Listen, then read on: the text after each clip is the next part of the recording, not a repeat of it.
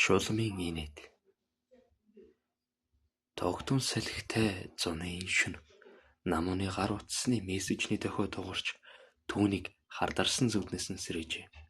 Хувийн компанид нэгтлэн бодгочоор ажилладаг тэрээр энэ жил 28 нас хүрч байгаа бөгөөд хэн мессеж явуулсныг нь тааж ядан утсаад идгэж үзв.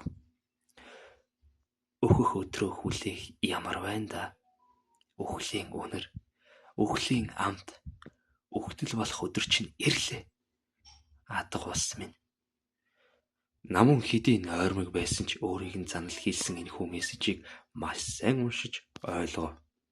Сэтгэл нь жихүүцээд явчихан тэр. Өөрийн 4 цагт дөхөж байхад хин нэг найз нь өөрөөр нь ингэж муухай бүдүүлгээр тоглоно гэж баймааргүй санагдана. Ингээд намууны нойр айснасаа болоод бүр мөсөн хулжиж орхиод орон дээрээ өндөөж суулаа. Тэрээр уг мессежийг ямар дугаараас явуулсныг мэдгээр утасныхаа дүрсийг доош нь гүйлгэж харав. Санаанд оромгүй юм. Ямар ч дугаар байхгүй байв. Үгүй ядаж ямар нэгэн дүрсэн тэмдэглэгээч байхгүй шүү. Ямар хараал идсэн өөдгөө золиг нь ганц би эмэгтэй рүү ийм мессеж явуулж цугаагаа гаргадаг байна. Гисээр намун унтахаар боцож хөвтлээ. Гэвч түрүүчийн шигэ гүн оронд автсангүй. Хамаг оюун ухаан нь таагүй бодлуудаар дүүрч